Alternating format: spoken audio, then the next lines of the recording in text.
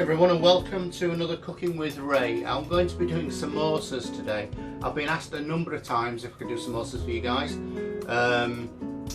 It's quite a daunting prospect actually doing samosas because there's a lot to do when you come to doing a samosa. But if you break it down, it's actually really quite simple.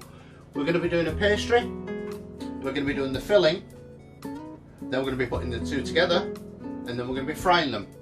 I am going to fry them and I'm going to make a fresh pastry today. I'm not going to do the phyllo pastry.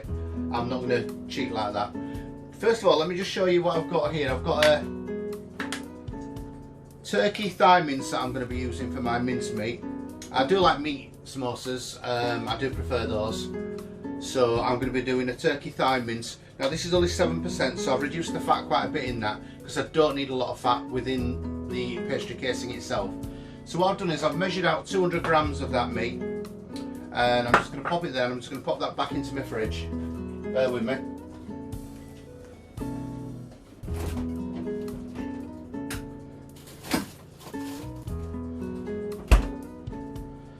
There we go guys, that's back in the fridge. A real live working kitchen.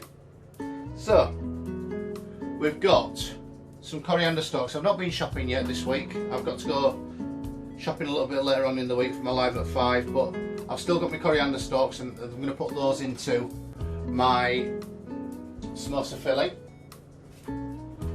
We've got a couple of onions which I've just peeled, just basic onions, about the size of a largish golf ball, just a little bit larger than the golf ball, a bit smaller than a tennis ball. Some garlic, some ginger, chilies, a bit of lemon. I've got some peas, and I've got some potatoes for my filling. Now what I've done with these potatoes is I've put them into the microwave and I've had them about 6 minutes, 3 potatoes for about 6 minutes. So we've got lovely jacket potatoes there, so they're nice and dry as well. I'm going to be peeling those, chopping them up, and obviously I've allowed them to cool down because I can hold them, that's nice. Now I've got a couple of other spices, and for the pastry I'm going to be using plain flour, oil, salt and water, but I was showing you all that as we go along. So the first thing I'm going to do is dry fry this mince meat. In fact what I might do is I'll just pop a little spray oil in there just to ensure that it doesn't stick.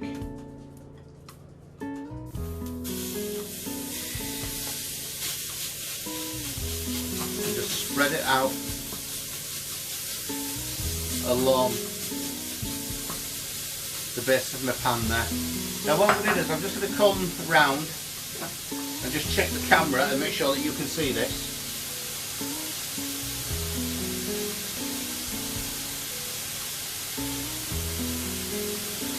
Yep, that's looking good. You're in shot. So, I'm going to dry fry that mince. Now remember, the filling for this, we need to be dry as possible. I'm going to try and speak up because the noise of the extractor fan and the meat browning there, that's browning quite well.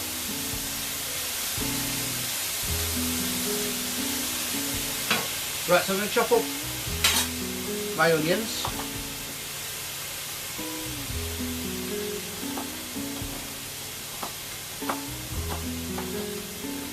And I'm going to do these fairly small.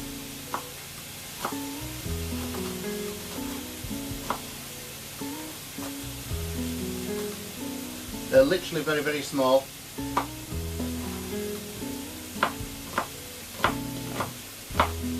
Right through this a little bit quicker now.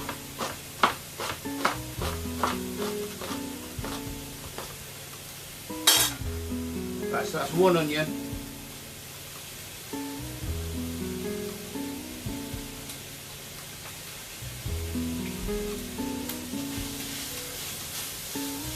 And looking at that now, I think the one onion will be sufficient.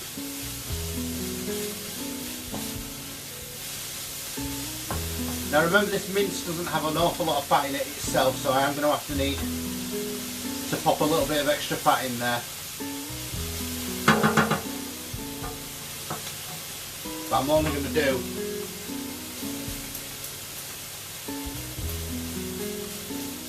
the spray oil.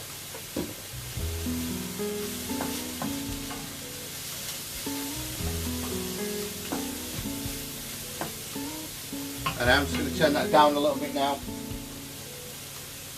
Okay, so the next thing I'm going to pop in there, I should have opened these earlier.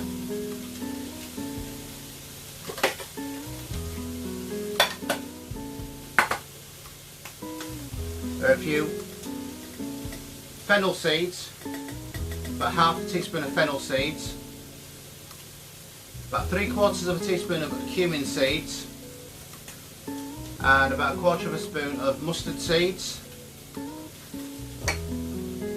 and also again about 1/4 of a teaspoon of onion seeds, the nigella seeds.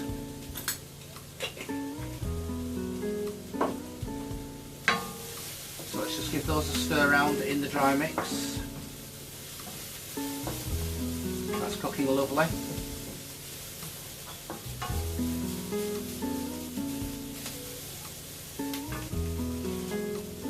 We'll pop in 4 cloves of garlic,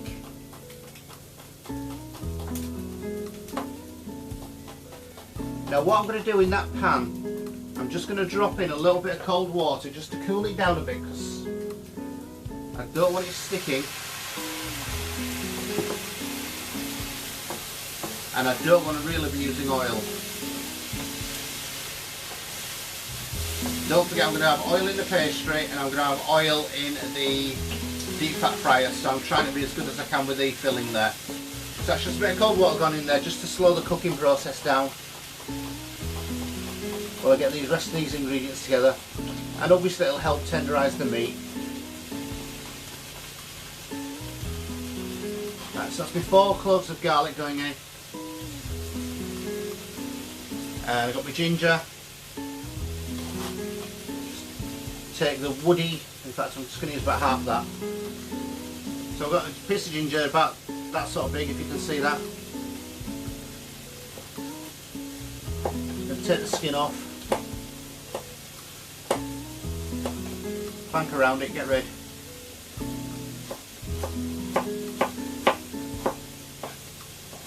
And then very finely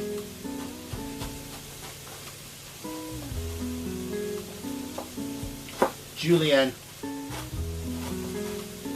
that ginger up. You can, of course, if you wish, grate it, or I often use the jars. Some people don't like the jars and they like to make their own garlic and ginger. I have no problem with that. I just find the jars easier sometimes. But that's diced up, chopped up garlic, ginger going into the garlic and onions there. Just get rid of those peelings.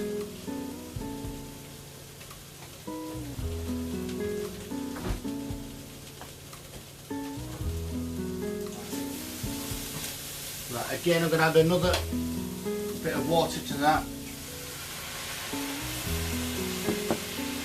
just to help cook the ginger and the garlic through.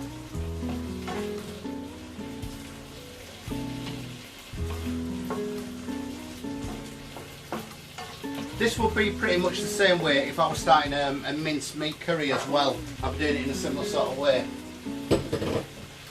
Just rinse my hands off there. So I start off with my oil, obviously. I've not used oil, but I'm trying to be healthier. And just allow those to cook through.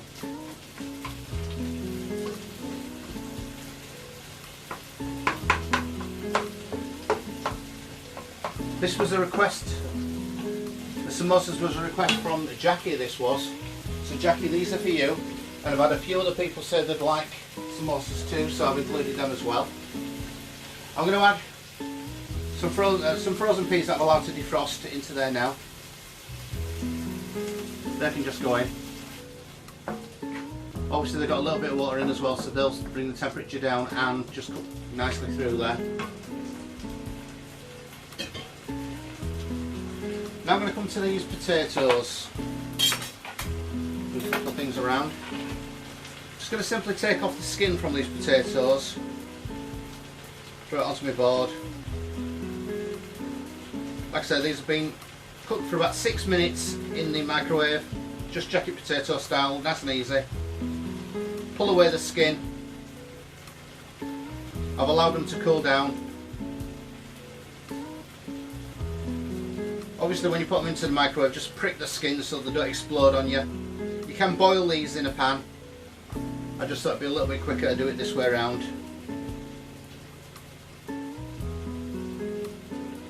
Whoops, get myself all mixed up there. So if I put that there, if I move that out of the way, put that potato there, put that there, you can better see what I'm doing now. Doesn't matter if you take off any of the potato with it. I have no problem with that. So I've roughly got 3 tennis ball sized potatoes there. Quickly removing the skin from there so we're not chomping through the skin when we get to the actual samosa. Pan's boiled dry again and the meat's starting to fry. So just give me 1 second, I'll just get rid of those potato skins and rinse my hands.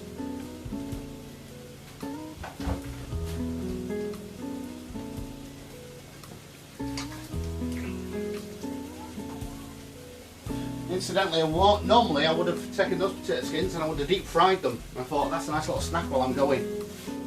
Yeah, not gonna lie to you. Okie dokie, so we've got the meat looking beautiful there, the potatoes looking beautiful.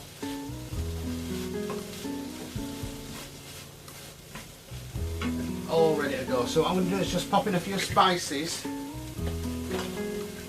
into that potato now.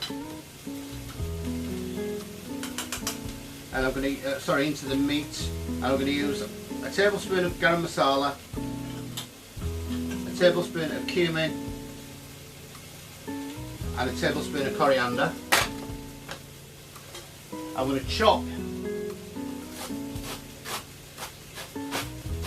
some of my coriander stalks there, just to give them a chance to break down.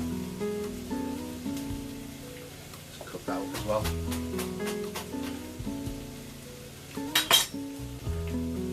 So they can go into the pan there. We'll give that a little stir around.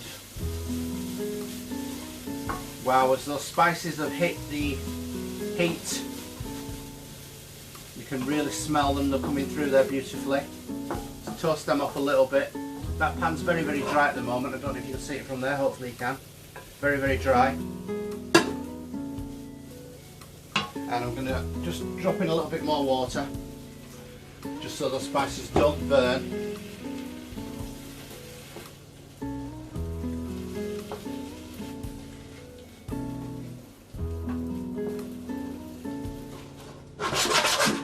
Lovely. I'm cooking it on about a medium heat now, and we've got those spices in there, and hopefully they're not going to burn. Just going to chop up a chilli to go in. And I don't mind the seeds going in on this one.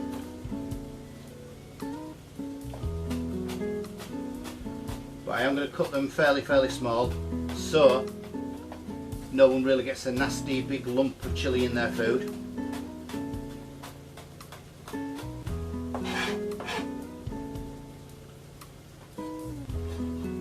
So that's one green chilli going in there, seeds and all.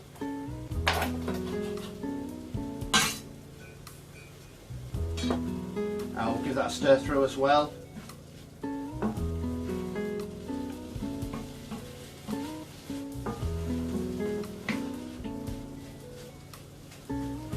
That's beautiful. And then we're going to just chop up these potatoes. We're going to cut them into sort of centimetre diced. What we don't want is mashed potato, obviously. So they're looking like that. Nice little centimetre diced potatoes there.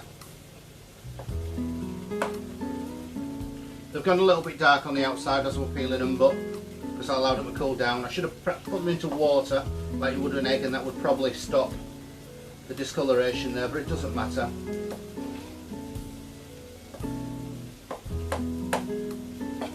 Again, just chopping that up roughly.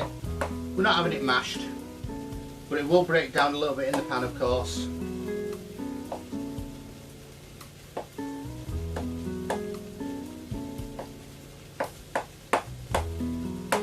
That's all the potatoes chopped up. Just rinse my hands now. I'm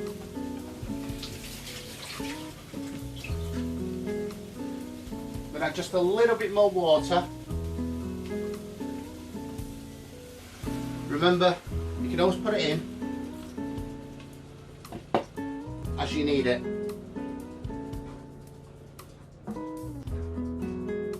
And that allows the meat to cook down gently, the onions to break down, the garlic and the ginger there, all the spices to cook out. We're going to have a little bit of salt in there now.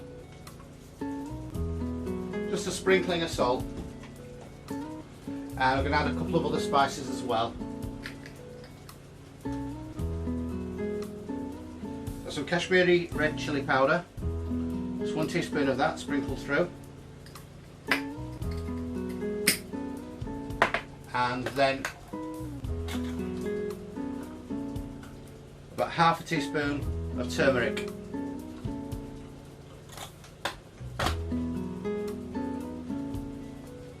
Now the chili powder that I've just put in and the turmeric, really they're going to be for colour rather than flavour, so I've not used a lot of them, and also I've not put them in earlier because I don't want them to burn. So they're just going to gently flavour the dish. Now as I love coriander stalks, I think what I'm going to do is I'm going to pop the rest of those coriander stalks in after I put my potatoes in. So potatoes going in now.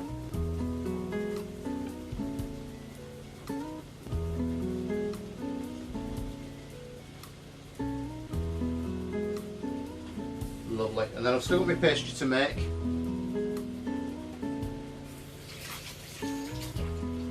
But what I intend to do is leave this filling an hour to cool down, and I'm going to make my pastry and give my pastry an hour to cool down as well.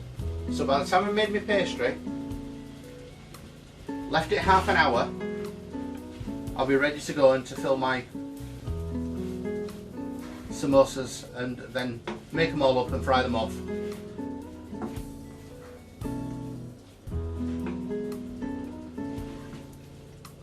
So that's the meat. Like I said, fairly dry mixture. Just gently turning the meat into the potatoes, getting them all coloured up, all spiced up, all flavoured. So on a gentle medium heat is this now at the moment.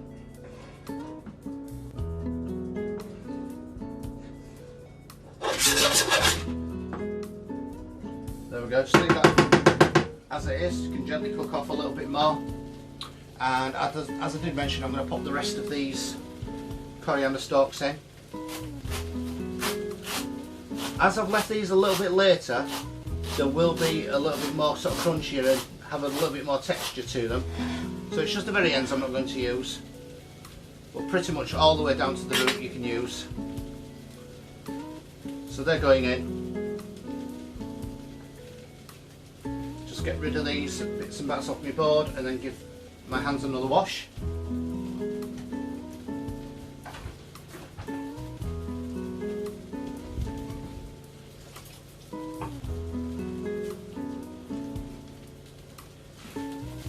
A little stir. The pan's beautifully dry and all the filling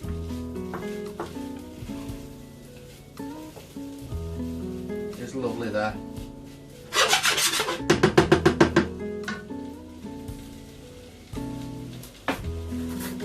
Just going to grab a fork or a spoon, whatever you want, and I'm just going to give this a little taste.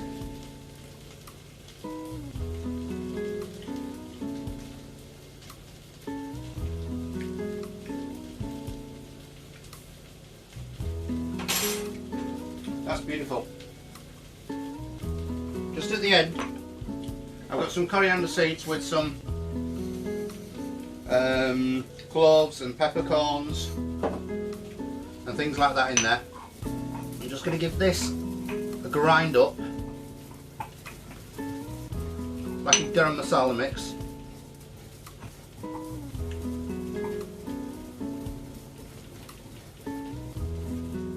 But it's the whole spices.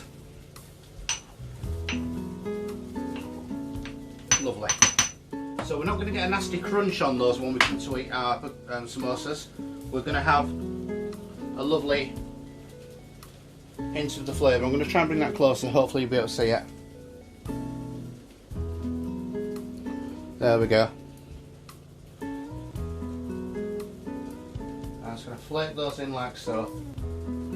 Just at the end of the cooking there. Get rid of those. All ready for my next dishwasher load. Give that a little stir in. We'll take on the warmth of the rest of the cooking there. As I said, that's a very dry,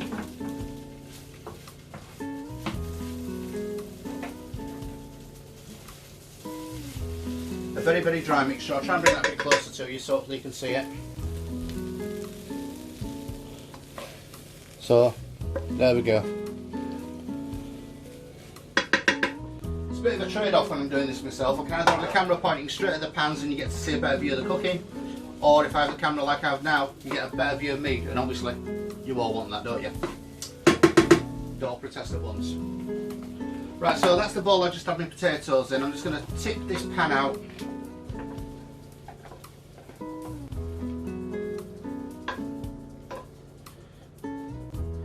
Half of it onto my surface, onto my chopping board, but it's okay. Pick that up, it's only had raw potatoes and things on there on it, it'll be fine. So there you go, no oil in that pan at all. There's quite a lot mixed there. Pop the bit I dropped.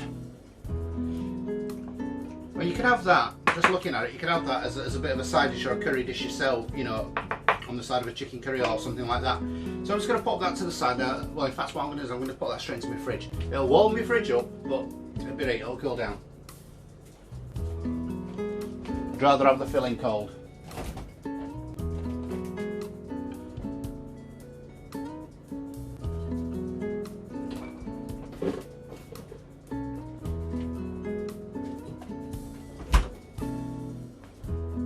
There we go. Right then, so I'm just going to move this out of the way.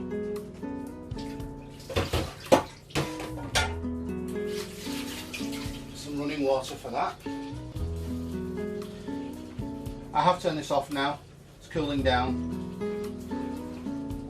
Get a quick wipe over. And I'm going to move the board and my knife away. Cloth I had under my board, let's get rid of that.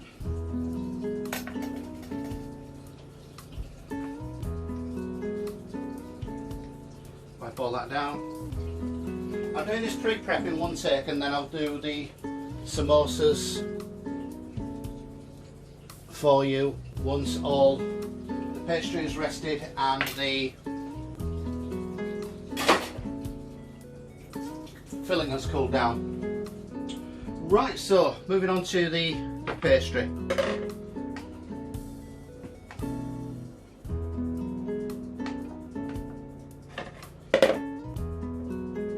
Looks like my scales are giving up the ghost, so let's just try that old trick of taking the battery out and putting it back in again.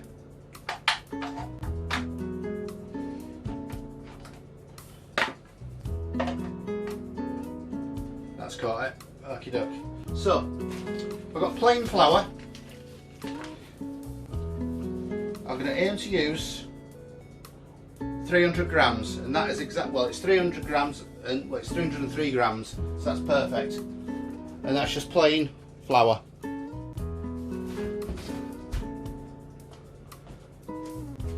As I always do, I end up with blooming flour everywhere.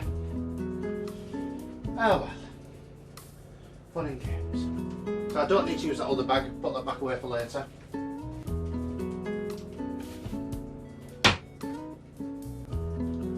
We're going to use, let's have a look. I'm going to say 2 teaspoons of salt. I'm going to measure this out to give you a clue. Yeah, 2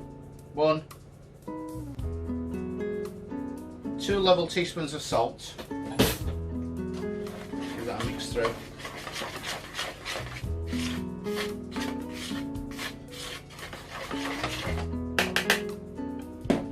Let's move the scales away. Move your salt away for that matter. Don't need that. Because it's all live.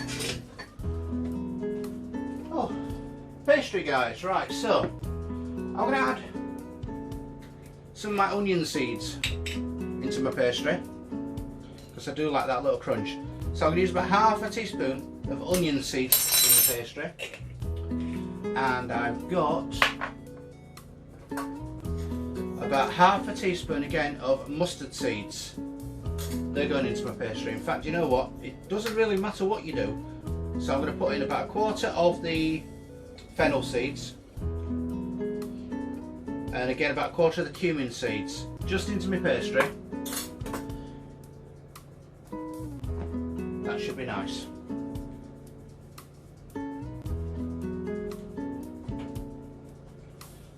I've just realised that there is one ingredient that I've forgotten, and that I'm always forgetting stuff. I really need to make notes.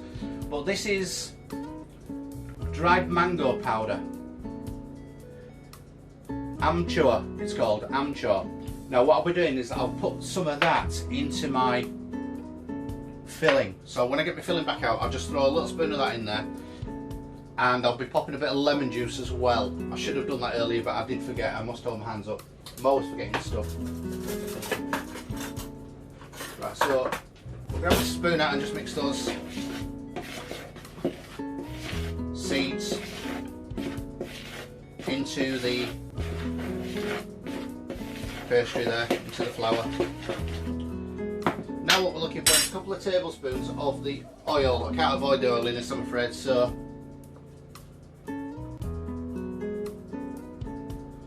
1, 2, 3, 4 good spoons of oil in there I'm using. Right, let's pop that away. Pop my kettle area. I hope we're all coping with this lockdown business. It's doing my head in, I'm not going to lie to you, but you know, making these videos and having your feedback, asking me little hints and tips always does help. Gives me something to do. So what I'm doing is I'm just stirring that oil in there, making it like if you're making a cake or pastry or something along the, well, pastry really I suppose. You get your butter or your marge and you mix it into your flour to make that breadcrumb type mixture. Just mixing it in. We are going to have to get our hands in there later on. There's no avoiding that, but I'm just trying to keep them a little bit cleaner while I'm just getting all those other bits in the kitchen. So there we go, that's so breadcrumby. I'll come up to the camera here, hopefully you get to see it a bit better. There we go. So that's like 4 tablespoons of oil, 300 grams of plain flour, and the various seeds that we put in there, a bit of salt, and we've got a breadcrumb texture there. I'll put that there so I don't forget I've not done that yet. Little wipe over, drop my towel.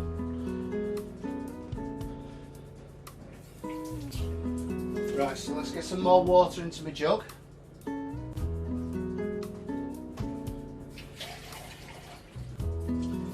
Now then, the water here, I'm not going to measure this water, it is literally to the eye.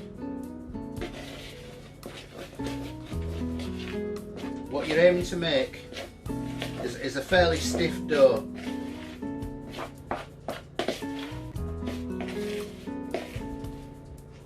So it's hard to judge exactly how much water you need, because as you know, when you're baking a cake or if you're doing pastry, it all depends on the humidity in the room, the heat, the temperature. Lovely. So I've got all that in there, and I've got to the point now where I'm going to need to mix it with my hands. It's looking like that at the moment, so let's give that a hand wipe, and in we come. Now what you're aiming to do is collect all the, let's put that tea towel down there, collect all the bits of flour and seeds and oil that you've got at the sides of your bowl.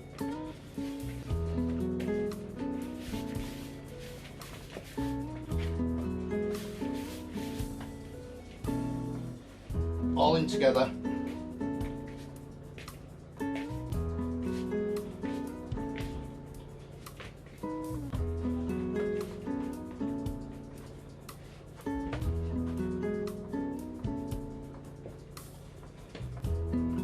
So you get yourself a nice, lovely,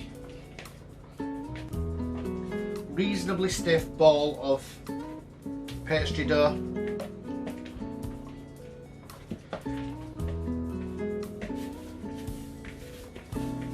See how my ball's virtually clean there, got a couple of little bits.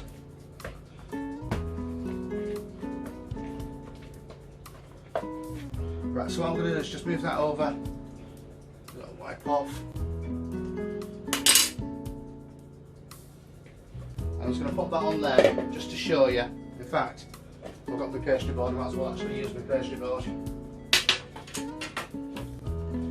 It has been through the dishwasher, but underneath it's got a little bit messy where the thing separates, but don't worry about that, it's fine.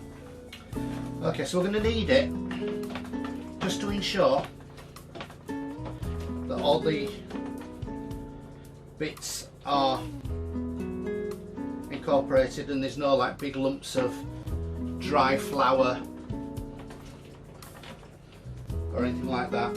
Now, literally doing that for about 10-20 seconds. I'm not kneading it for 5 minutes, it's not bread dough.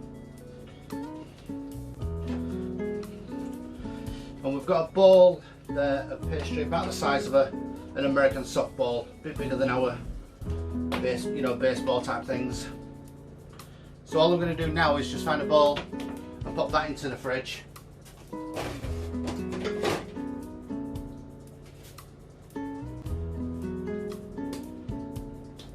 You can clean that if you want, but I'm not going to bother, to be honest. It won't be too bad, it'll be alright. And that's the pastry. I'm going to pop that into the fridge, and then we're going to come back in about half an hour, 45 minutes, something like that, and we're going to start assembling our... Now then, ladies and gents, you join us back. I've moved everything around and we're going onto the cooker top here. And we're going to roll out on this surface here because it's just a lot easier for me to actually reach, I'll be honest with you. So what I've got so far, I've got this bowl of dough which you saw us prepare earlier, and I've just broken off a couple of bits just to give it a try, and we're looking okay, I think. The filling here, just come around, make sure you can see that, yep. The filling here, all dry, lovely and cold, and I have added in a couple of drops of lemon juice and the amcho, which is the mango powder, which I've forgotten to put in earlier, but that's now in there.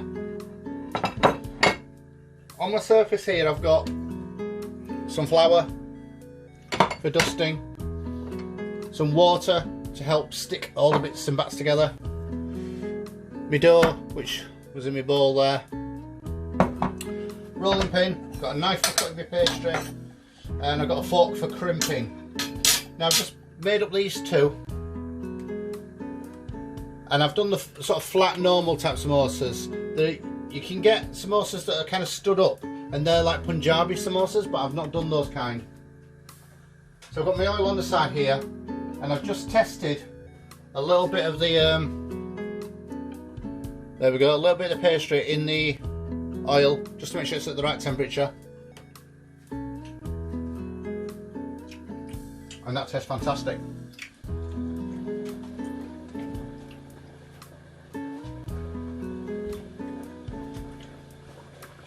So turn me all down. I'm just going to drop those into the pan.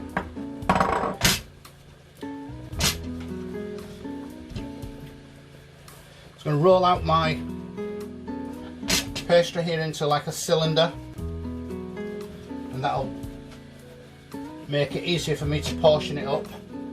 So I'm going to cut it straight down the middle.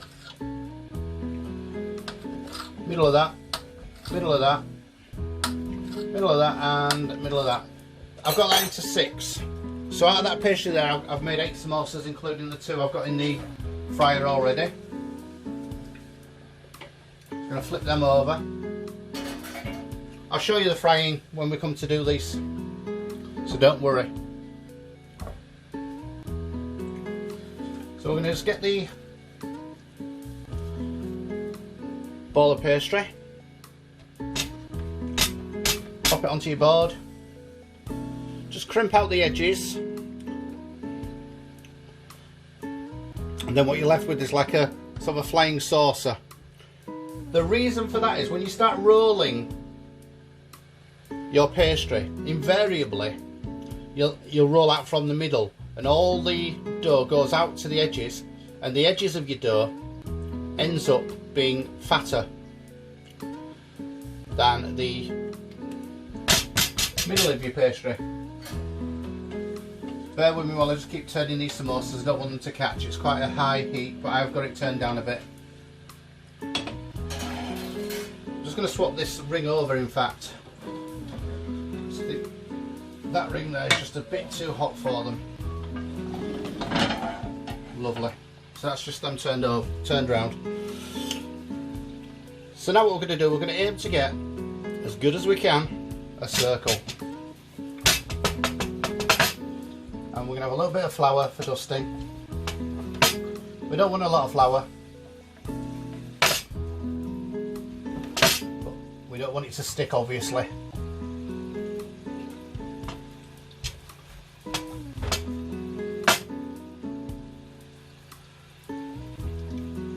Trim that round again, and come back to these samosas that I'm cooking.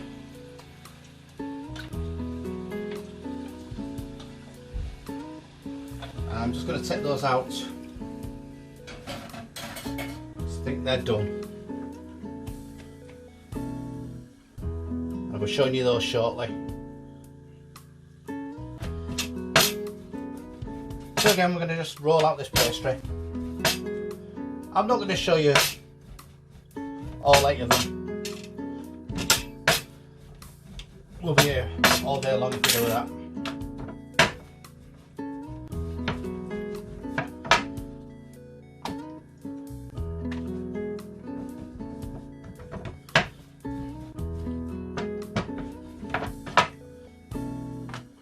There we go, we're aiming to get a nice little round, like you would for a chapati. And again, you can just clap it between your hands there, just to make sure you get no excess pastry. Now then, what we're going to do,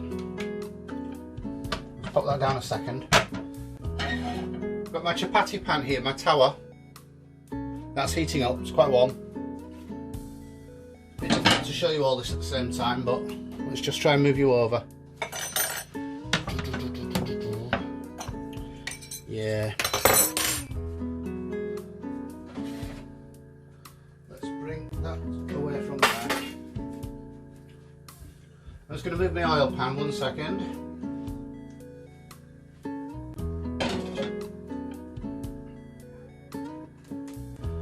Right then, so we're able to bring you over now. So that's my chapati pan. And what I want to do is just pop that into my chapati pan, which is very, very hot. And all I'm doing is looking to seal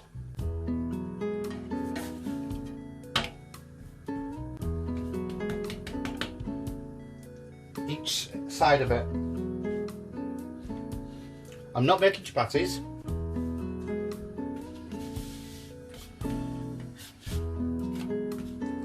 But I'm just sealing each side.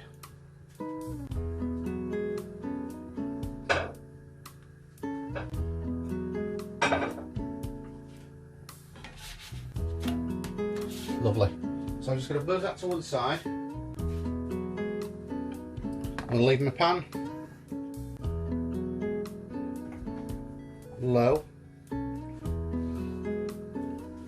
I'm going to put, in fact, I'm going to put a light back under my oil so it doesn't cool down.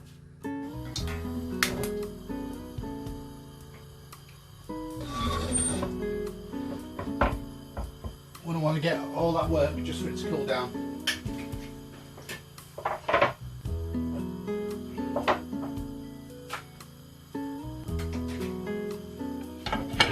So that's my tower there, nicely warmed up. My oil's on the back there. Now I'm going to simply do all of these together. So in fact what I've made is like little rotis, but they're not.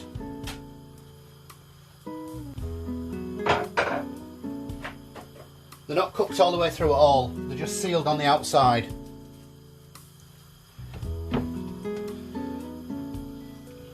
So I'm just going to bring it back around.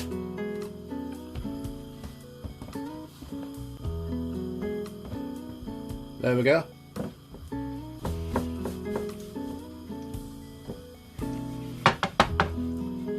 And we'll roll out a couple more of these.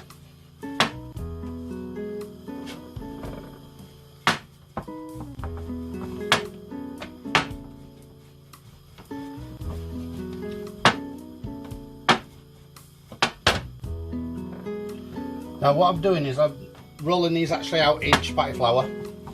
I did make them with plain white flour, but I'm using the chapati flour because that's the bag I've actually got open. Otherwise, I would be using them with the white flour if I did have some of that still open. I say making them, just rolling them out really. It's just a dusting of flour.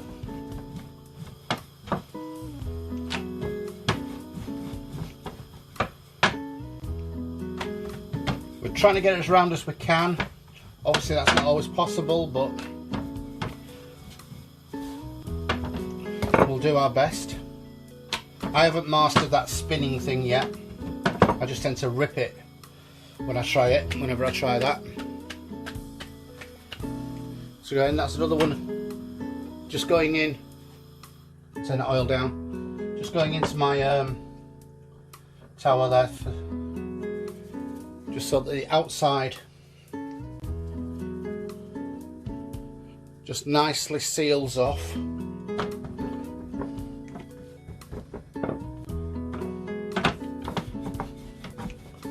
A quick roll.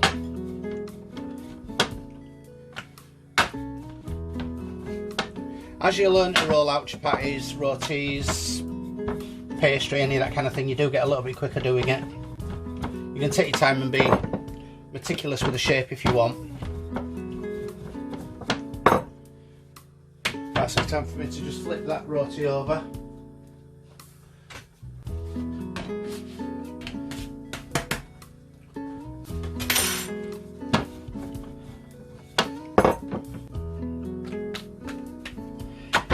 Cool, and I just take this one out of the pan. Leave this. Pop it in the pan.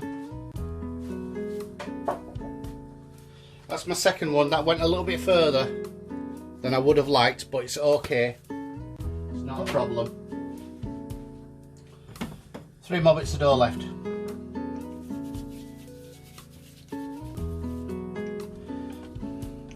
If you wanted to, you can roll them out flat and then use like a plate, something like that, and then just cut around the plate, and then that way you're bound to get your perfect circles. The only problem with that, with this particular pastry that I've got here, is when your knife then meets one of the seeds, it's likely to rip rather than cut through neatly. Again, flipping that roti over.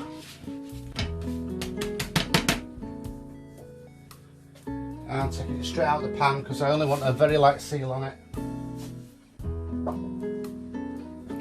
Now, You can, of course, just seal one side, or seal both sides as I'm doing, or indeed just put the pastry in raw. Just fill your pastry raw. However, I find that a very flimsy type of, way to do things. So I find it easier if it's just that little bit sturdier by being cooked out.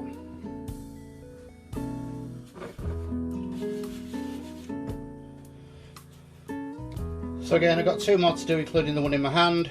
One's on the tower, and I've got 3 at the side there. And I've got 2 cooked.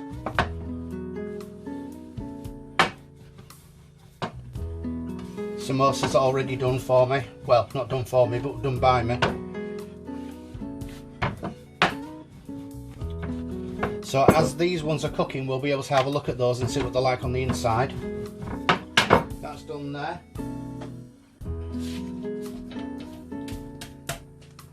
Just flip you back around and have a quick look at the pan here. Whoops, there we go. So as you can see, just nicely sealed on the outside. Pop that one in. You can watch that one cooking while I do this last one. This last one feels a little bit smaller actually. I hope it works. So I've done meat samosas here. Obviously you can do savoury vegetable ones if you want to. You can put sweet corn in there. You can put chicken and sweet corn. Any kind of flavours that you want really. If you didn't add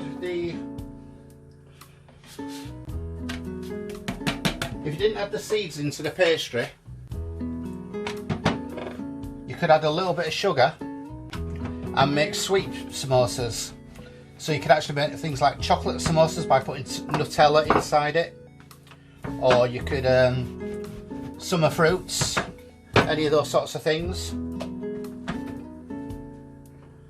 Again, that's done now. Take that straight out. Allow that to cool a little bit. Let's finish rolling this last one out. Clap it between my hands. Throw it in.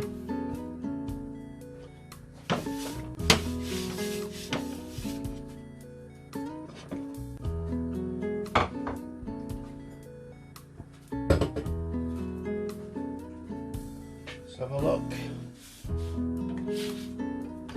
Lovely, just a nice little seal. I did, unfortunately, a couple of the others got a little bit too far, but it's okay.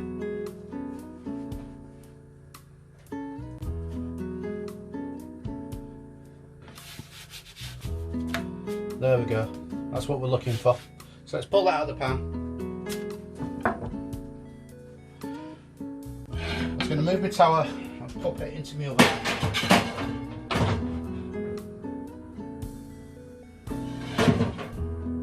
There we go.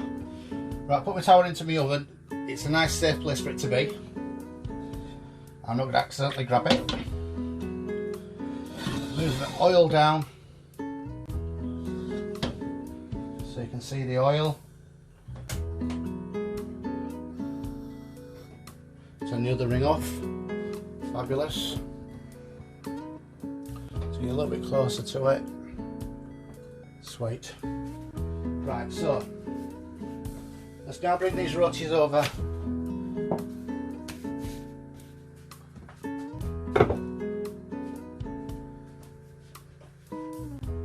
To my board.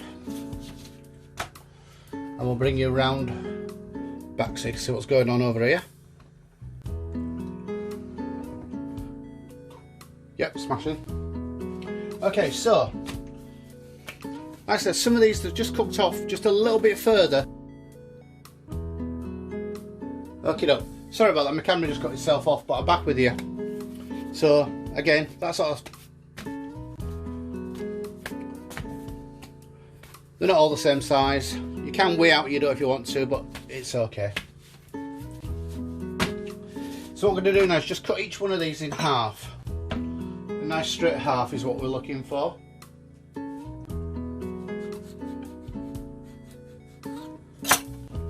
So, like so.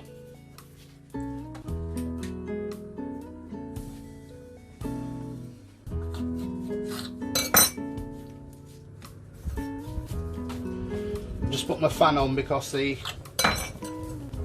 heat in here is getting quite warm now, so hopefully it won't affect my oil, but we'll see.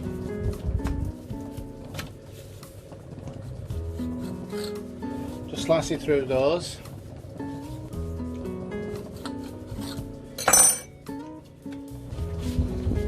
So now we're left with 1, 2, 3, 4, 5, 6, 7, 8, 9, 10, 11, 12 pastry cases. As I said, I made 2 earlier which I've had in the fryer, which are now here. We'll be having a look at those as the rest are frying. So now the job of filling them. What I'm going to do is just make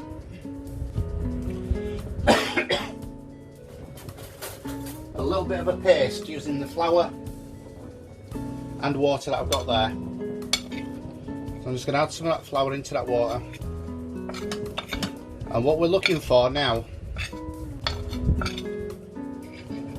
is a consistency like that white PVA glue that you get at school.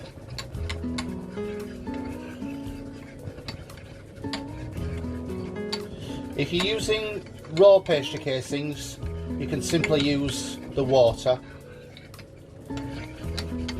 but as I've cooked it out, sealed it off, it's going to need just a little bit more than water to stick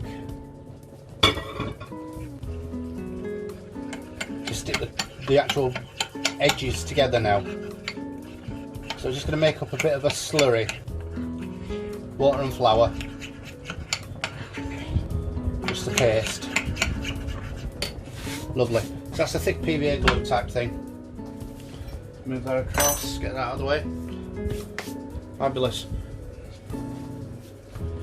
So what we want to do is basically build a cone. If you can see where I am, there we go. So we're aiming to build a cone like that. So you just simply bring in the edges like so towards yourself, and then you'll be able to stuff your stuffing into your bread. So just get a little bit of your glue just along that section there, bring over your edge and make a cone like so. Just stick it down, and what you can do is you can just pop your cone there like so, whilst you get a few more made, or you can just go ahead and stuff it there and then. Well, I'm going to show you a couple of them.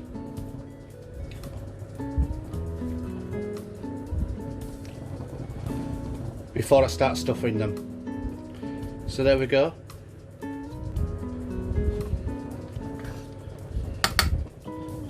Edge on the glue there, just on that one corner. It's a bit difficult doing this without and hoping that you can see it at the same time. So that's your cone. Okay, one more.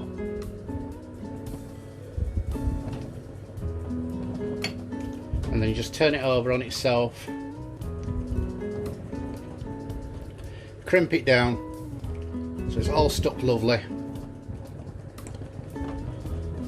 Let's have a look. I've got 2 cups, I've got 4 there. Let's do another 2, shall we? So again, just simply fold it around on itself, making that cone shape.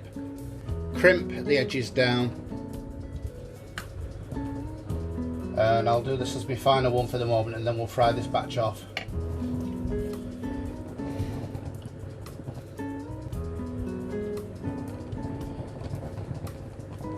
Just use a little bit of that just to form your edge, your seal.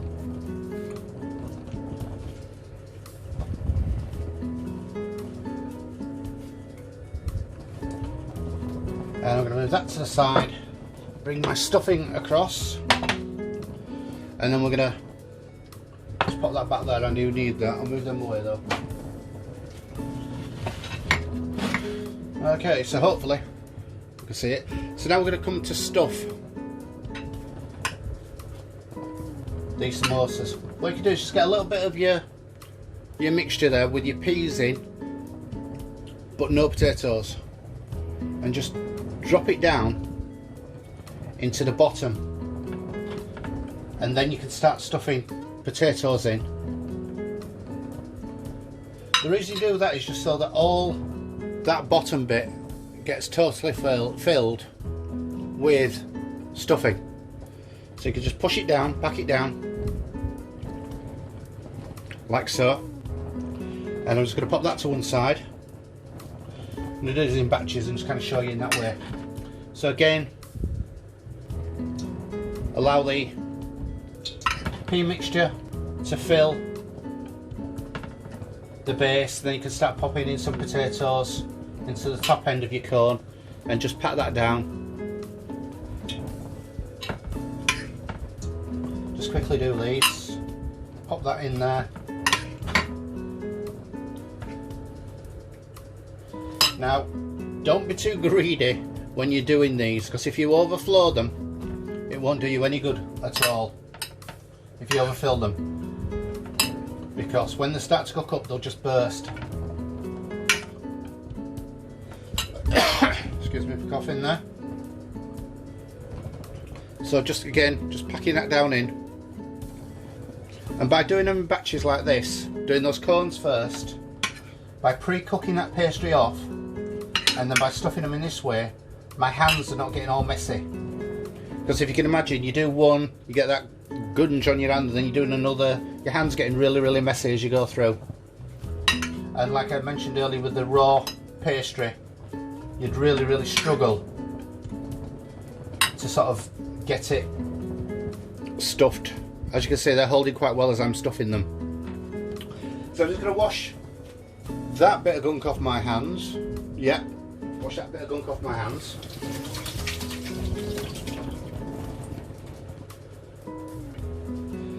And then we are nearly there, folks. We are going to pop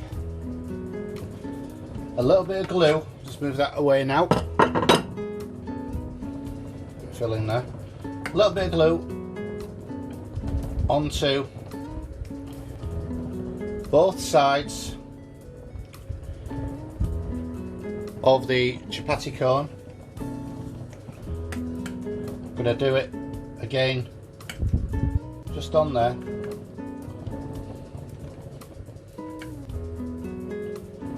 And I'm just going to pop that down. I'm going to do this on all of them.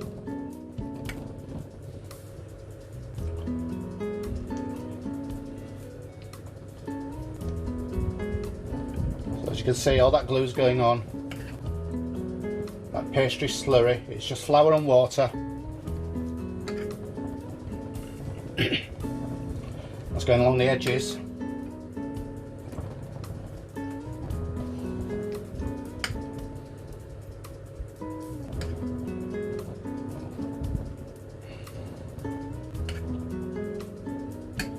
Lovely, so that's that done. Now what we need to do is crimp the edges together. So, just bring the edges together. Now that glue has done you a huge amount of favour. And we've got a beautiful little samosa like so. I'll just do that with all of them before the glue goes and dries out on me. And equally, if you just get that glue and just dab it back into your little gaps, if you've got any little gaps, what that'll do is it'll seal up your little gaps.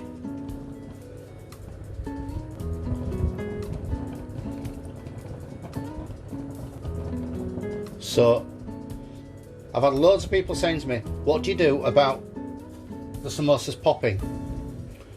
All my filling has come out. If you take a little bit of time and seal them up like so, that shouldn't happen. He says shouldn't happen, bear in mind. Time is yet to tell whether or not these will do that, but we can but try, eh? Now then, once we've got them to this stage, you can spend a little time doing these. You can do as many as you want, Just flatten them out in the middle a little bit, just so that all the filling there goes to the available edges. That one's come apart a little bit, but it's not a problem. I'll show you what we're doing with that next anyway. So all your filling goes into all your little corners. It's easier to do this once you've got your pre-cooked pastry, so you've made like your chapatis. Lovely, so that's that bit done. So we've now got 6 of these beautiful triangles. What you can do with them at this stage is pop them into your freezer. You put them in your freezer, they'll last for absolutely ages. You get your guests come round when they are able to do so, or your family and friends, or you fancy a couple of samosas. Just pull them out of the freezer, defrost them if you need to, doesn't really matter because they are quite small enough, and then just throw them into your fat fryer. Right, so with regards to the edges, I'm just going to crimp them with a fork so that they stick, and I'm going to crimp them on both sides. Lovely, so that's now perfectly sealed, he says in hope. As you're doing it though, just be very careful you don't poke through into your filling.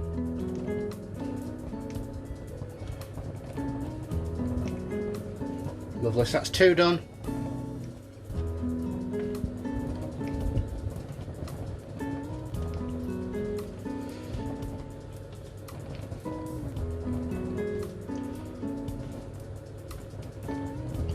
Three, and we're just crimping round just to ensure that that glue is going to stick our 2 edges together. I'm not too hopeful of this one, I'm going to lie to you. I'm not going to lie to you because I think I've overfilled it, but that will always happen.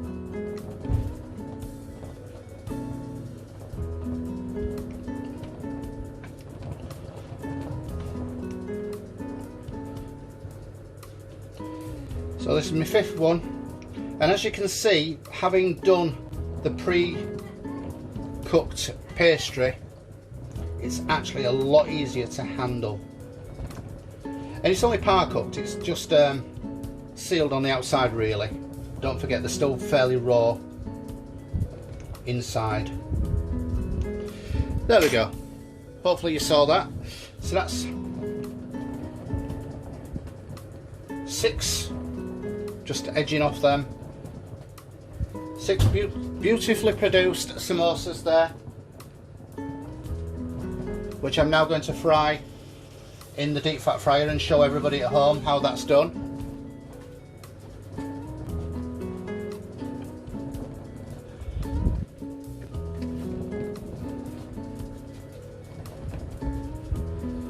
So we're now going to bring you back over to the frying pan. Got my oil bubbling away.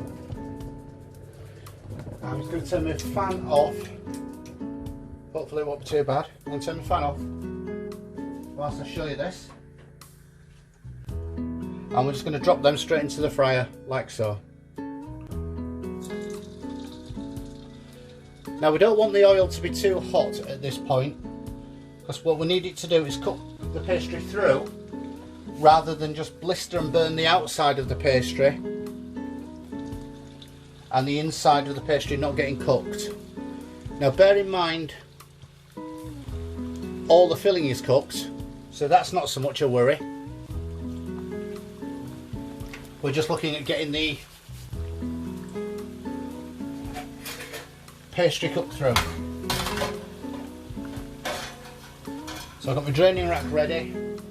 I have a pair of tongs somewhere, lost them, I'll go find another one.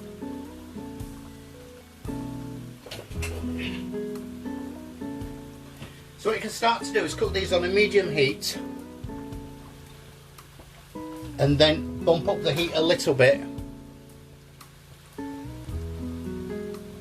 so that when you know you've got the pastry cooked through, you can bump up the heat and get brown on the outside. Lovely, so we'll just leave them be for a moment whilst they're doing that, I'll just give myself a little wipe down, and then I'll wipe my board down as well. Haha. And I'll plate up the couple that I've already got made up. In fact, I'll be able to plate those up as well. And I've got quite a few to actually make up still. So let's just move my board away.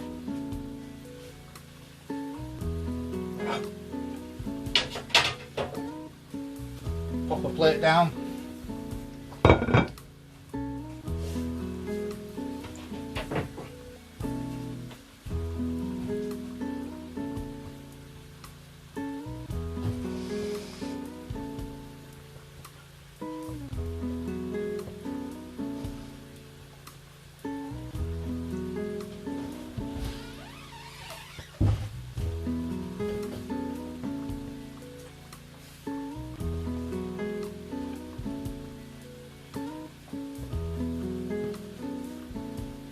There we go, just organising myself a little bit there whilst these are cooking away nicely. As you can see, as you can possibly hear, they're getting nice and crispy. And they're just floating around in that oil beautifully.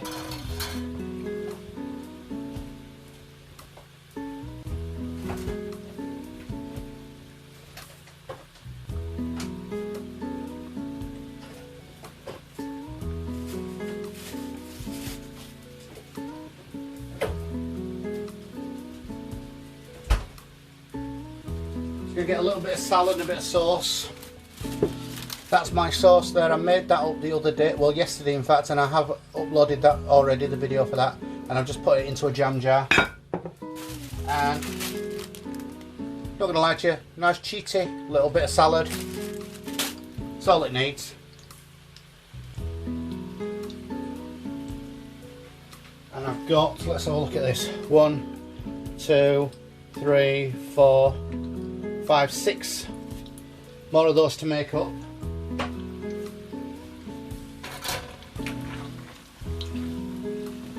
They're doing lovely. I'm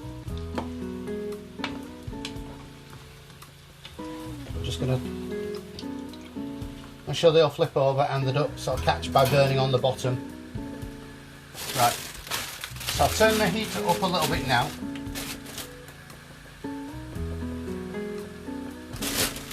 Pop a little bit of salad onto my plate.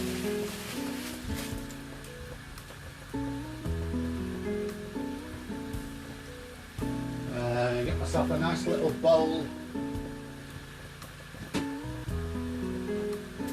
with some of my dipping sauce.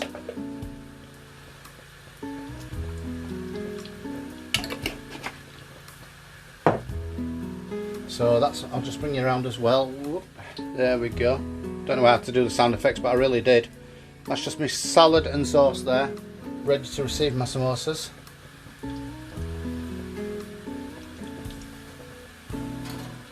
So as you can see, it's deep, you have to deep fat fry them. I mean, what you could have done is spray oil them, and I could have air fried them, and I could have put them in the oven, to be perfectly honest. That would have been fine. But I'm a bit old fashioned when it comes to samosas. You can't beat the fried ones. Of course, you can use the phyllo pastry if you prefer a bit more of a cheat. You can do strips of phyllo pastry. Just grab a sheet of paper. Okie doke. So if you imagine you've got your sheet of phyllo pastry like so, you would slice it in half or fold it in half. You can have it double thickness. In fact, I'm just bringing it around onto the surface here just to show you. You pop your filling in there. I won't actually put any filling in there because it's paper. That'd be daft of me. But imagine you pop your filling in that area there. Hopefully you can see that. Yeah. And then you would fold over your phyllo pastry like so.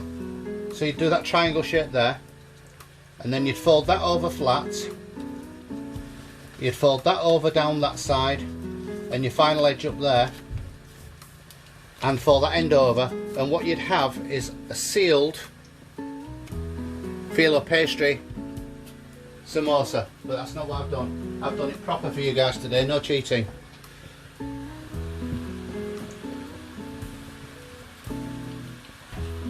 I'm excited about these. These are looking lovely, I'm not going to lie. Perfectly sealed, perfectly shaped, perfectly cooked. Now I am going to show you the difference here, because earlier I did cook one, well I cooked two in fact. And that one I didn't pre-cook. So I didn't pre-cook it on the tower, and it's a bit sloppy and a bit messier, in all honesty, because it's harder to handle that pastry. And it's harder to fill it while it's all just folding up over it on itself on you.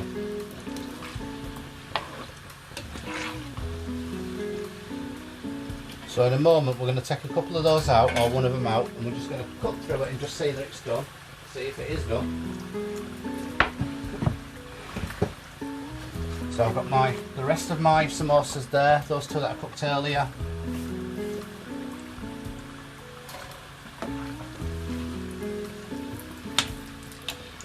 What you're looking for is that lovely golden brown colour. As my mum used to say, bless her, particularly with toast, what you do is cook it till it's black and then take it out 10 minutes earlier. Or if you like my mum as well, if you had the recipe for toast, you'd cook that black and scrape it in the sink. Am I the only one that did that? Who else knows that? Oh, be careful of the splashing. Let's lift them out with that. I think it might just be easier. Let's turn that off now. I'll come back to the oil in a moment and finish off, but I'll just do these half dozen and show you. So I'm just going to pick my oil up, take it out of the way. Nice hot pan, be very, very careful.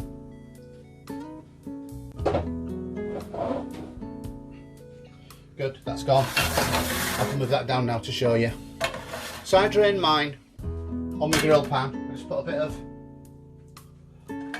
kitchen towel underneath to catch all the oily bits. Do my best I can to drain it all off. And then with the beauty of the grill pan is what I say, I just stick them up like this. And I do this the same thing with my poppadoms, to be honest. Just stick them up like this so that they can drain. And then they're not sort of... A lot of people put them on a plate and on a tissue straight away, and then that it literally sits in the fat on the plate, and I don't like that. I like to do it just like that. That's very hot. Oh, not gonna lie, ouch, burny fingers. Right, so let's bring you around. Sound effects and everything as well. How about that? Let's bring you down to this board. Let's pop that over there. Let's move this a little bit. There we go, how's that? Smashing. Right, so I'm going to show you the difference between the ones that I cooked earlier, which were not with the pre-cooked pastry, as it were, but with the absolute raw pastry. I stuffed it absolutely raw and then put it into the fryer. And as you can see, the shape on that is a little bit more haphazard. It wasn't easy for me to handle. This one, as you saw live, perfectly shaped. It's a lovely, crisp pastry, and that's going to be stuffed full of lovely, lovely filling. So let's have a chomp through and see. So that's the one there.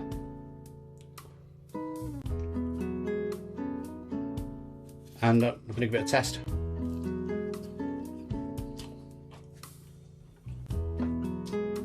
That is so good. That is so good. Right, this one.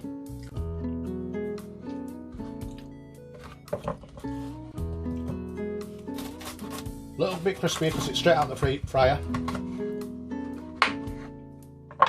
And you can see that's absolutely stuffed with filling. The pastry is a little lighter, and I was able to get more filling into that one. And as you can see that one's broken up as I'm cutting it because it is so crispy and delicate. Right, so plating up. Ooh, I can't wait.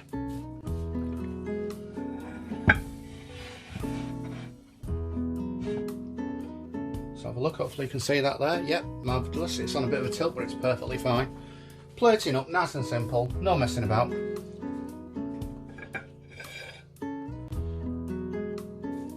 Let's pop that there.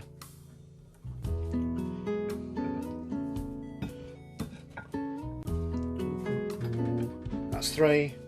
Yeah. It's not liking being balanced. Hold on. There you go, and that's 3 samosas plated up. Let's try and move this out of the way. You get a better view.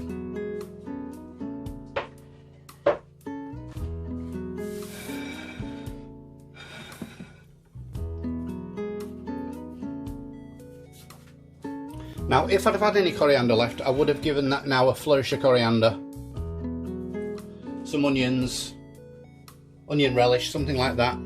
Mango chutney even. But to be honest, when you got a samosa, and I'm going to brag a little bit, when you got a samosa this good, you don't want to spoil it with too much else.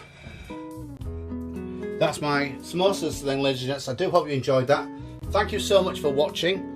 I hope you go onto my YouTube and Facebook, like, share, subscribe. Bear in mind I'm doing all of this for you guys and my tea. I'm not going to lie, that's my tea. But hey, thanks for joining us. That's samosas. That was requested by Jackie. I do hope you enjoy those, Jackie. And don't forget, you can put any kind of filling you want inside that. It's perfectly fine. It's entirely up to you. If you're vegetarian, just simply leave out the meat in the filling. And I've made these with oil rather than ghee, so a little touch more towards the vegetarian side of things. But hopefully you enjoy. Thank you very much, and see you next time.